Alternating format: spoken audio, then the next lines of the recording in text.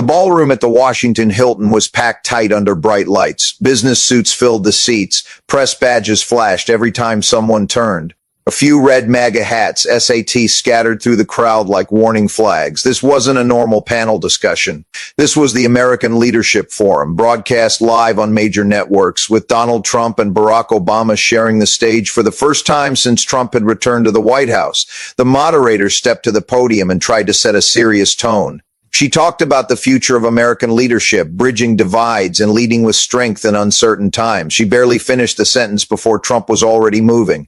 He bounded to the podium like he was late for his own rally. He adjusted the mic with a quick twist and launched straight in. Folks, let me tell you something. We've done more in the last few years than most people thought possible. Record low unemployment before the China virus hit. Energy independence, tax cuts that put money back in your pocket, strongest military we've ever had, tremendous success. His voice filled the room loud and rolling, hands chopped the air. Every few sentences he threw in a believe me or nobody's ever seen anything like it. The cheers came right on cue from his section of the crowd, solid enough to keep him rolling. He paced a little behind the podium, feeding off the energy, grinning like the night was already his. Then the tone shifted. His eyebrows went up, his smile tightened. Now look, I'm all for unity, right? We all want that, but let's be honest. Some people had 8 long years to get things done, 8 years of beautiful speeches, very eloquent, very classy. And what did we get? A lot of talk, a lot of promises, not much action. The polite clapping from earlier died fast. Heads turned toward Obama, who sat perfectly still, face blank, like he was listening to a weather report. Trump leaned forward, voice dropping just enough to make it personal. I mean, come on. We had a first lady who spent more time writing books and going on talk shows than actually fixing problems here at home. Nice words, sure, but words don't build walls, don't bring jobs back, don't keep our country safe. The room sucked in a breath. Nobody coughed. Nobody shifted. The mention of Michelle Obama, never by name yet, but everyone knew exactly who he meant, landed like a slap. A few people in the back exchanged quick glances, mouths half open. Trump kept going, casual, like he was just stating facts.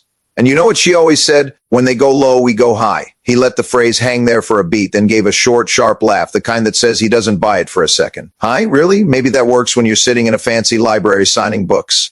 But down here in the real world, sometimes you gotta go low to win. Sometimes you gotta fight fire with fire. That's leadership. That's results. He smirked, eyes flicking toward Obama for the first time. The smirk said everything. Your move. The crowd was split. Some of Trump's people chuckled nervously. Others sat frozen, waiting to see how far he would push. Up front, Barack Obama didn't flinch, didn't frown, didn't even blink faster. But if you were watching close, really close, you saw it.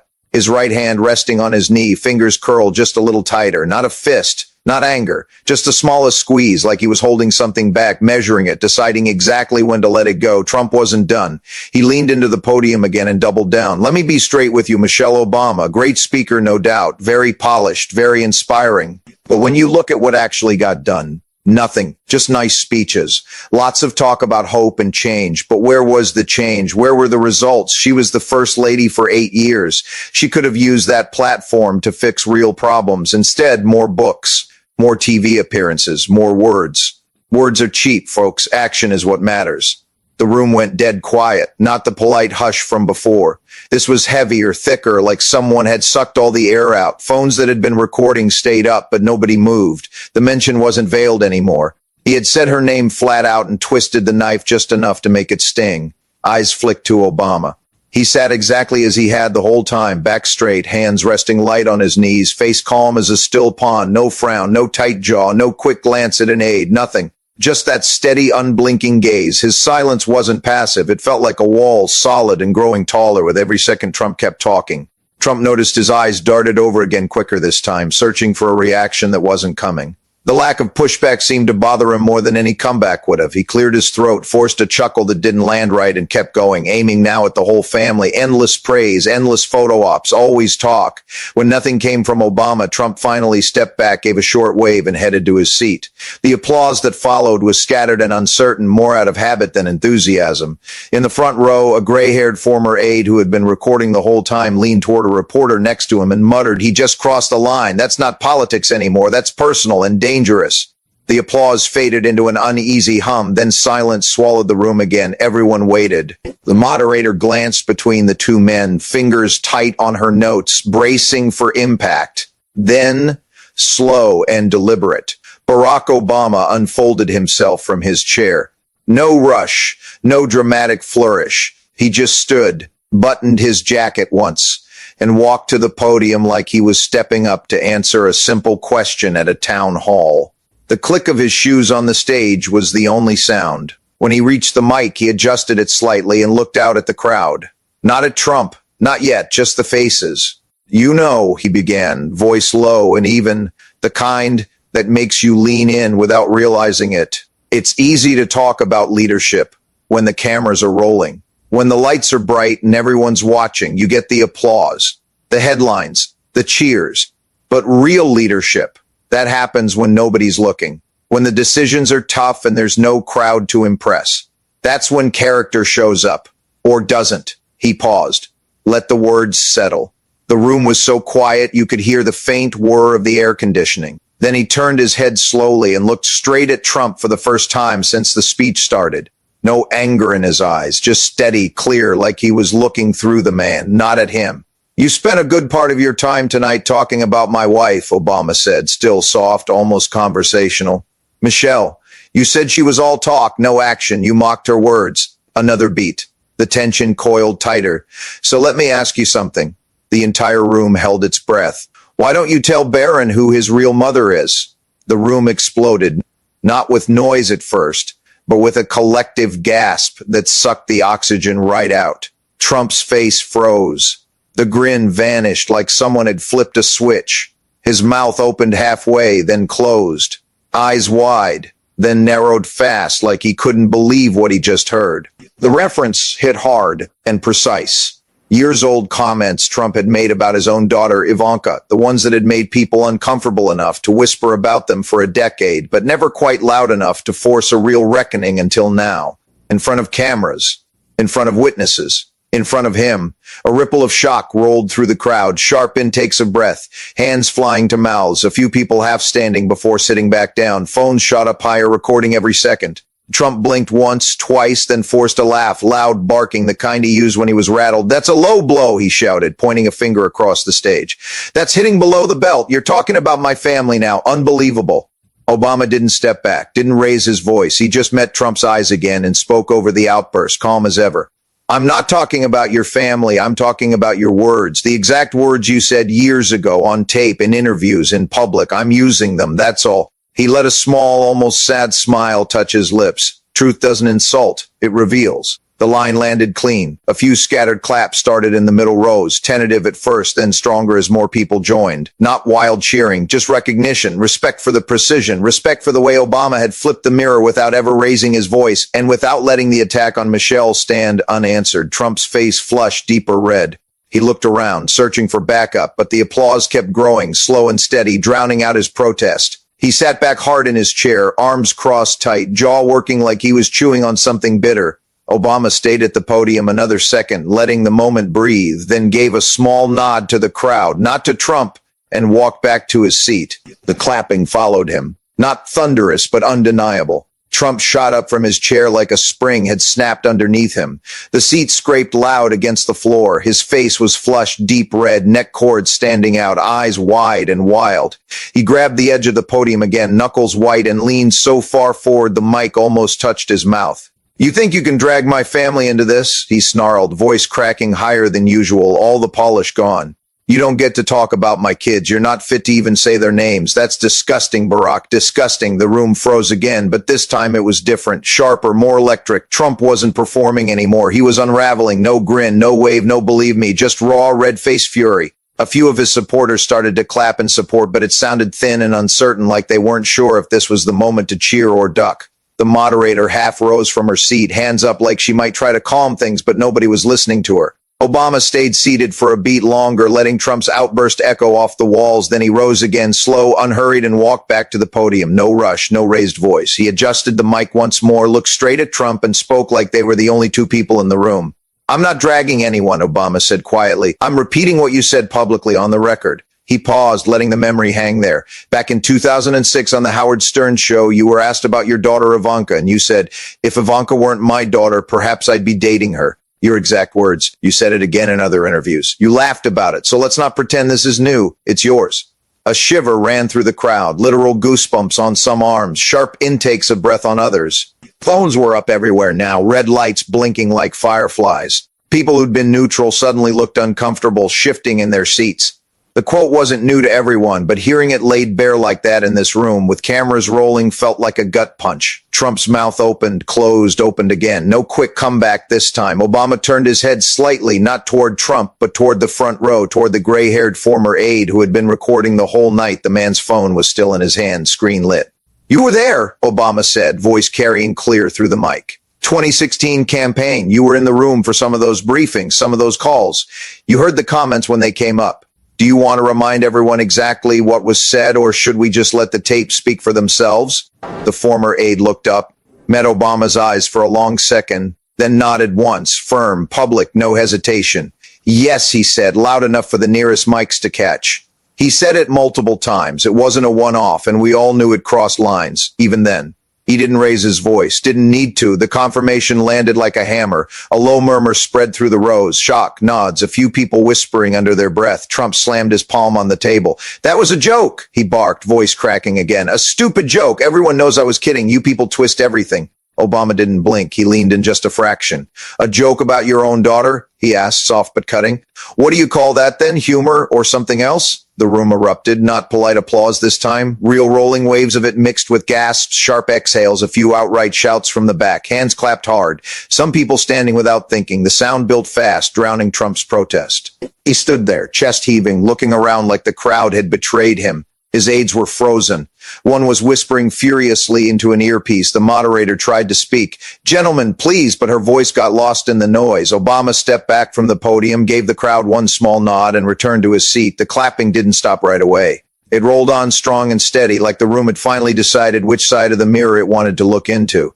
Trump surged forward again, practically ripping the mic from its stand. His face was beet red now, veins bulging at his temples, sweat shining under the lights. "This is ridiculous," he bellowed, voice cracking into a near shout. "You're twisting everything. You come up here with your fancy words, acting like you're above it all, but you just attacked my family, my daughter, my kids. That's not leadership. That's disgraceful." The moderator jumped up, hands out like she was directing traffic. "Gentlemen, please, let's keep this civil. We're here to discuss leadership, not—" Trump cut her off, waving her away with a sharp chop of his hand.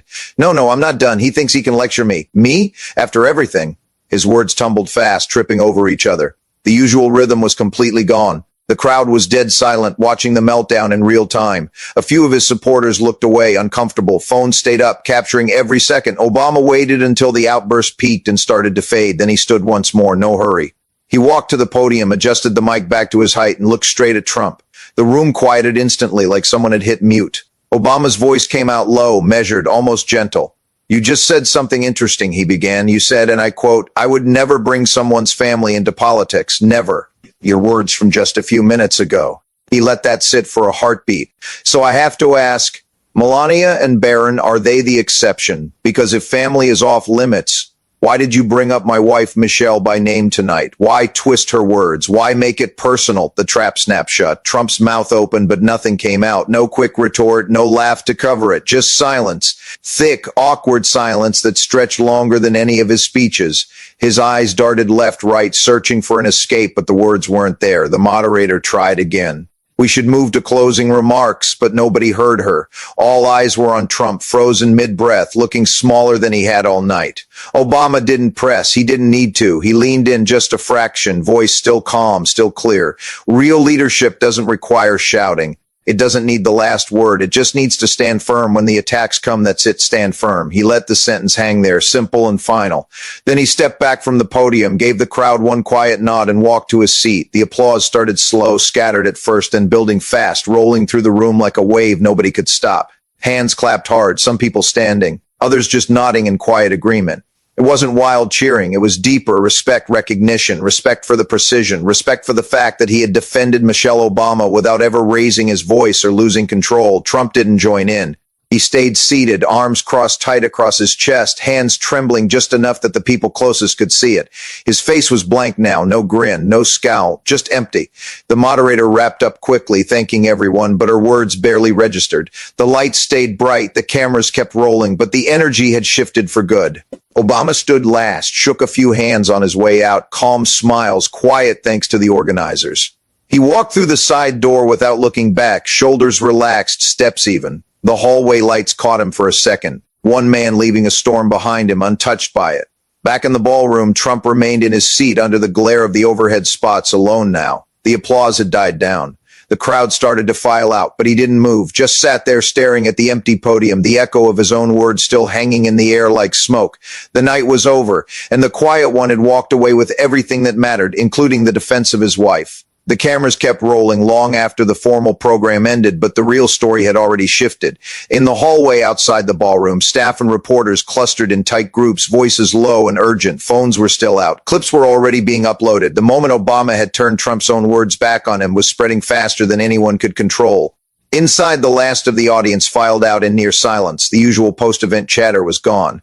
People walked with their heads down or spoke in short, stunned bursts. The energy that had filled the room earlier had been replaced by something heavier, the recognition that they had just watched a public unraveling in real time. Donald Trump stayed seated longer than anyone expected. The stage lights were still bright. The podium stood empty. His aides hovered at a careful distance, unsure whether to approach. One of them finally stepped forward and murmured something about the motorcade. Trump didn't answer right away. He just kept staring at the spot where Obama had stood. When he finally rose, his movements were stiff. The confident bounce from the beginning of the night was gone.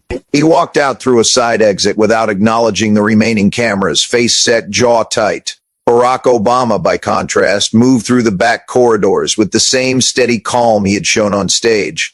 He shook a few hands, thanked the organizers in a quiet voice, and kept walking.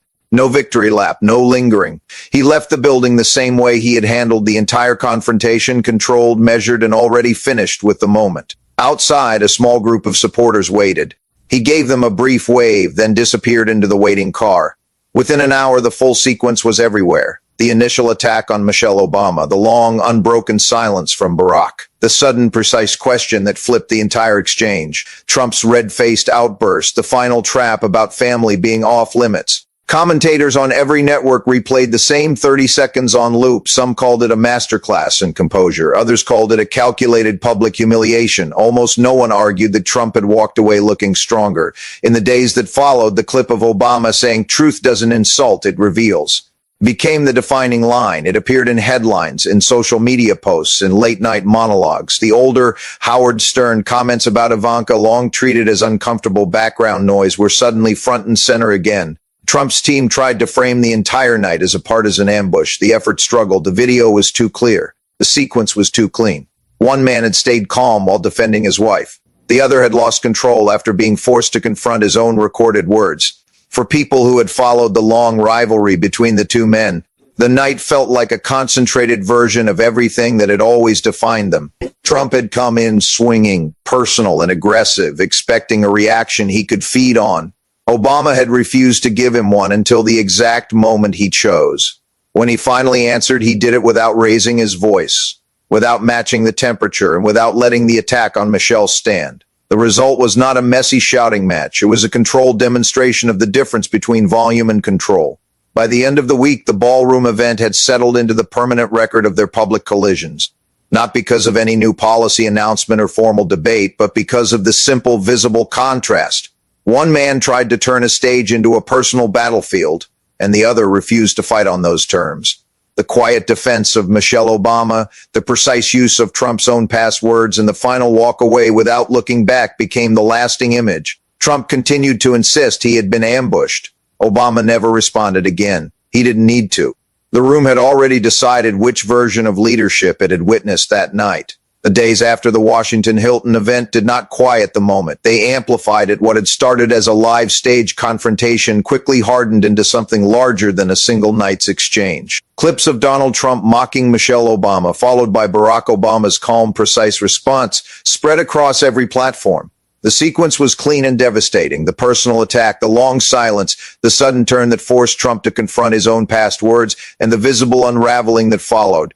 People did not need commentary to understand what they were watching. The video did the work on its own. In the hours immediately after the event, Trump's team scrambled. Statements went out calling the exchange a partisan ambush and disgraceful. Some allies tried to claim Obama had crossed a line by bringing family into the discussion. The problem was the record. Obama had not invented new accusations. He had simply repeated words Trump himself had said publicly years earlier on tape. and then asked why those words suddenly became off limits the moment they were used against him. The more Trump's side insisted it was unfair, the more the original clip of Trump attacking Michelle made the complaint look hollow. Barack Obama, true to form, said nothing further. He did not give follow-up interviews. He did not release a statement. He did not engage the daily cycle of claims and counterclaims. His silence after the event carried the same weight as his silence on stage. He had said what he intended to say, defended his wife without raising his voice, and walked away. The absence of further comment only strengthened the impression that he considered the matter closed. For many viewers, the night became a concentrated example of the larger dynamic that had always existed between the two men. Trump had entered the room looking for a reaction he could dominate. He pushed personal buttons, named Michelle directly, and waited for the emotional response that would let him control the temperature of the exchange. Obama refused to give it to him. When he finally answered, he did so on his own terms, calm, specific, and impossible to dismiss as mere anger. The result was not a messy fight. It was a public demonstration of control versus loss of control. The older comments about Ivanka, long treated as uncomfortable background, were suddenly unavoidable again. News outlets replayed the Howard Stern interview alongside the Hilton footage. The juxtaposition was brutal.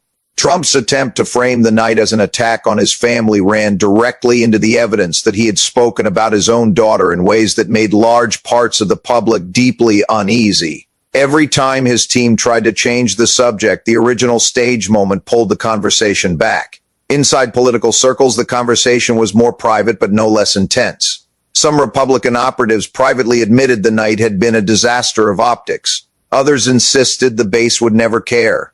Democratic strategists treated the clip as a gift that required almost no additional framing. Independent voters who watched the full sequence often focused on the same detail. One man stayed composed while defending his wife. The other became visibly unglued when forced to face his own words.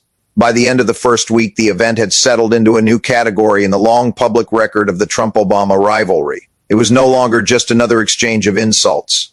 It was the night Trump made a personal attack on Michelle Obama in front of cameras and paid for it in real time. The image that endured was not Trump at the podium delivering the initial jabs.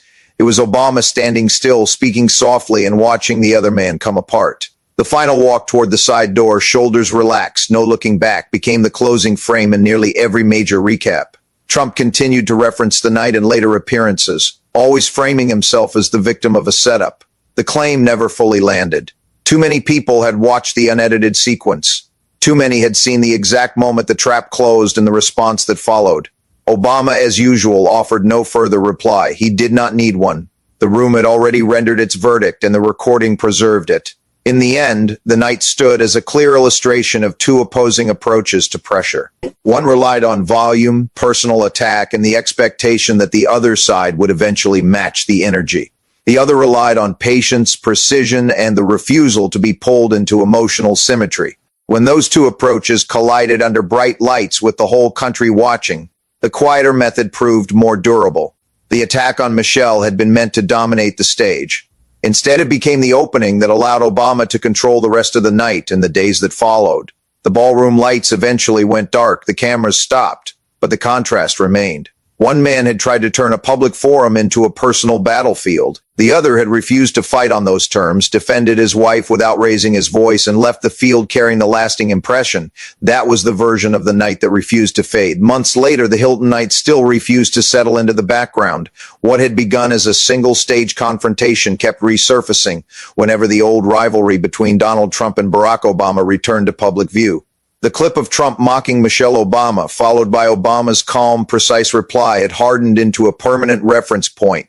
People no longer needed the full context. A few seconds of the exchange were enough to reopen the entire argument about composure, personal attacks, and who had actually controlled the room that night. Trump continued to describe the event as a setup. In interviews and rallies, he returned to the same framing. Obama had dragged family into the discussion, crossed a line, and been celebrated for it by a biased audience.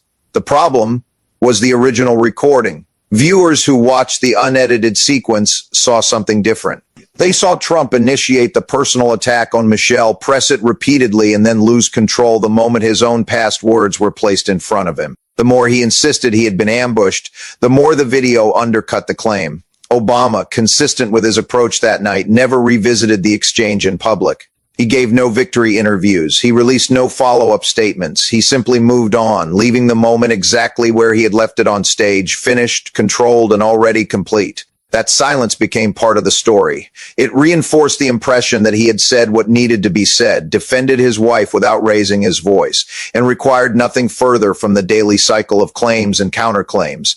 For many who had followed the long public conflict between the two men, the Hilton night stood as a concentrated example of their opposing methods. Trump had entered looking for an emotional reaction he could dominate. He named Michelle directly, questioned her impact, and waited for the response that would let him set the temperature. Obama refused to supply it until the exact moment he chose. When he answered, he did so with precision rather than volume, using Trump's own recorded comments and then closing the loop with the contradiction about family being off limits. The result was not a chaotic shouting match. It was a visible transfer of control from the louder man to the quieter one. The older Ivanka comments, once treated as uncomfortable background, remained attached to the story. Every time Trump's team tried to reframe the night as an unfair attack on his family, the original stage moment and the supporting record pulled the conversation back. The juxtaposition proved difficult to escape. One man had spoken casually about his daughter in ways that unsettled large parts of the public. But when you look at what actually got done, nothing, just nice speeches. Lots of talk about hope and change, but where was the change? Where were the results? She was the first lady for 8 years. She could have used that platform to fix real problems. Instead, more books, more TV appearances, more words. Words are cheap, folks. Action is what matters. The room went dead quiet, not the polite hush from before. This was heavier, thicker, like someone had sucked all the air out. Phones that had been recording stayed up, but nobody moved. The mention wasn't veiled anymore. He had said her name flat out and twisted the knife just enough to make it sting. Eyes flicked to Obama. He sat exactly as he had the whole time, back straight, hands resting light on his knees, face calm as a still pond, no frown, no tight jaw, no quick glance at an aide, nothing. Just that steady, unblinking gaze. His silence wasn't passive. It felt like a wall, solid and growing taller with every second Trump kept talking. Trump noticed his eyes darted over again, quicker this time, searching for a reaction that wasn't coming. The lack of pushback seemed to bother him more than any comeback would have. He cleared his throat, forced a chuckle that didn't land right, and kept going, aiming now at the whole family. Endless praise, endless photo ops, always talk. When nothing came from Obama, Trump finally stepped back, gave a short wave, and headed to his seat. The applause that followed was scattered and uncertain, more out of habit than enthusiasm. In the front row, a gray-haired former aide who had been recording the whole time leaned toward a reporter next to him and muttered, "He just crossed the line. That's not politics anymore. That's personal and dangerous." The applause faded into an uneasy hum, then silence swallowed the room again. Everyone waited. They saw Trump initiate the personal attack on Michelle, press it repeatedly, and then lose control the moment his own past words were placed in front of him. The more he insisted he had been ambushed, the more the video undercut the claim. Obama, consistent with his approach that night, never revisited the exchange in public. He gave no victory interviews. He released no follow-up statements. He simply moved on, leaving the moment exactly where he had left it on stage, finished, controlled, and already complete. That silence became part of the story. It reinforced the impression that he had said what needed to be said, defended his wife without raising his voice, and required nothing further from the daily cycle of claims and counterclaims. For many who had followed the long public conflict between the two men, the Hilton night stood as a concentrated example of their opposing methods. Trump had entered looking for an emotional reaction he could dominate. He named Michelle directly, questioned her impact, and waited for the response that would let him set the temperature. Obama refused to supply it until the exact moment he chose. When he answered, he did so with precision rather than volume, using Trump's own recorded comments and then closing the loop with the contradiction about family being off limits. The result was not a chaotic shouting match. It was a visible transfer of control from the louder man to the quieter one. The older Ivanka comments, once treated as uncomfortable background, remained attached to the story. Every time Trump's team tried to reframe the night as an unfair attack on his family, the original stage moment and the supporting record pulled the conversation back. The juxtaposition proved difficult to escape. One man had spoken casually about his daughter in ways that unsettled large parts of the public.